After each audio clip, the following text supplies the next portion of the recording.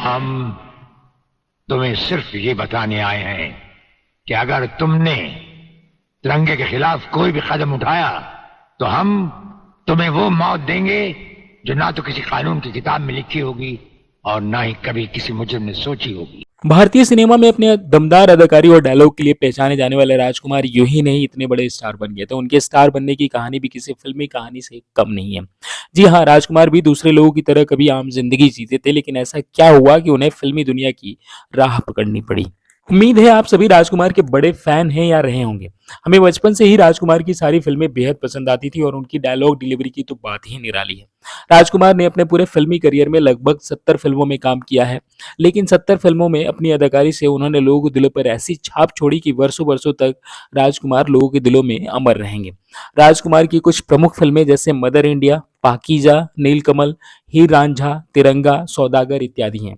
इन फिल्मों के लिए राजकुमार की जितनी तारीफ की जाए कम है।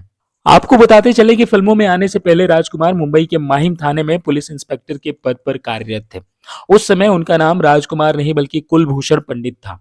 एक दिन रात में पेट्रोलिंग के दौरान उनके साथ पेट्रोलिंग कर रहे हवलदार ने उनसे कहा कि साहब, आपका रंग रूप और कद काठी किसी फिल्मी हीरो से कम नहीं है, क्यों नहीं आप भी फिल्मों में अपना नसीब आजमाते हैं।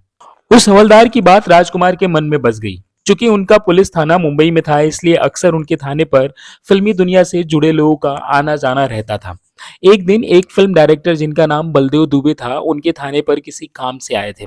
बलदेव दुबे को राजकुमार के बातचीत का अंदाज बहुत पसंद आया। बातों ही बातों में बलदेव दुबे ने राजकुमार को फिल्मों में काम करने की सलाह दे डाली।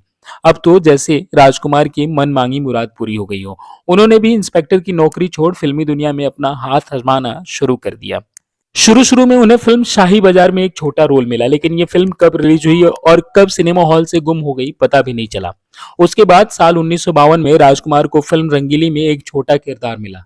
साल 1952 से लेकर 1957 तक उन्होंने कई फिल्मों जैसे अनमोल सहारा, आबशार, घमंड और कृष्ण सुदामा में काम किया, लेकिन इन फिल्मों से उन्हें कोई खास पहचान नहीं मिल पाई।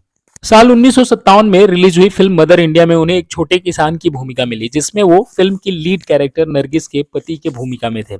इस फिल्म में उनकी भूमिका की जमकर तारीफ हुई और ये फिल्म भी बहुत लोकप्रिय हुई थी। इस फिल्म से मिली प्रसिद्धि ने राजकुमार के फिल्मी करियर को पंख लगा दिए। अब राजकुमार को पीछे मुड़कर देखने की जरूरत नहीं थी। राजकुमार ने न जाने कितनी ही सुपरहिट फिल्मों में अपनी अदाकारी से लोगों के दिलों में जगह बनाई और हम आज भी उनकी फिल्मों को बेहद पसंद करते हैं। तो ये थी कुलभूषण पंडित से राजकुमार बनने की पूरी कहानी। आपको कैसी लगी कमेंट कर हमें जरूर बताएं और हमारे चैनल को सब्सक्राइब करना ना भूलें। Thank you so much.